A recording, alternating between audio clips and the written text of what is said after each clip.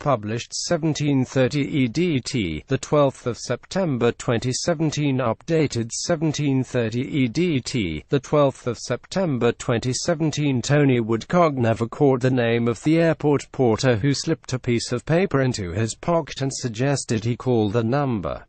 I was at Nottingham Forest and we'd just landed back at Heathrow from preseason training or something, and this airport guy comes up to me, said Woodcock. It was before agents really existed, but someone had obviously paid him to get to me. I called the number when I got home, and I won't say who it was because he might still be involved in football. A former Arsenal and England player, Tony Woodcock, has been speaking to Sportsmail Woodcock, pictured in his playing days with Arsenal in a game against Manchester United. He said he could get me to any number of clubs in Europe, I just needed to sign a mandate with him and he'd do the rest, added the 61-year-old. As a local lad at Forest, I did feel wasnt getting the best deal. I'd told Brian Clough what I wanted at the end of the season and had said no. The players clubs brought in on big money always seemed to be treated better. I wanted to be that player and I'd always fancied playing abroad. This was the summer of 1979, a couple of months after Forest won the European Cup, and Woodcock's England teammate Kevin Keegan was already playing in Germany for Hamburg. I called Kevin for some advice. He said, pick the club you want out of those HES mentioned and sign a mandate with him for just that club.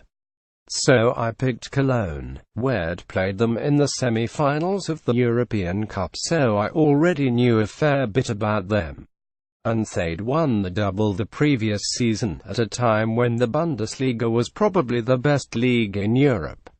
The negotiations for what, in the end, was a German record transfer of £600,000 for a foreign player did not exactly go smoothly. Woodcock spent time at Cologne. Here he is pictured with his wife Carol by the cathedral when the president of FC Cologne came over to Nottingham. Clough wouldn't let him in the ground, he made him sit in the car park.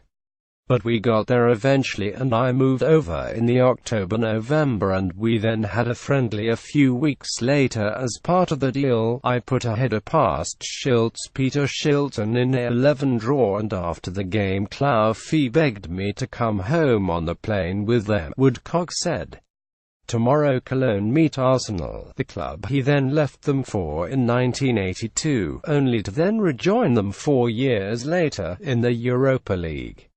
Woodcock thinks Arsene Wenger's Arsenal side will be too strong for a German club back in Europe for the first time since losing to Celtic in the first round of the UEFA Cup in 1992. I have 2 daughters who still live in Cologne, so I go there a lot, said Woodcock. Woodcock stretches to cross the ball as Norwich Dave Watson tries to make a challenge, and I'm still in touch with some of my old teammates.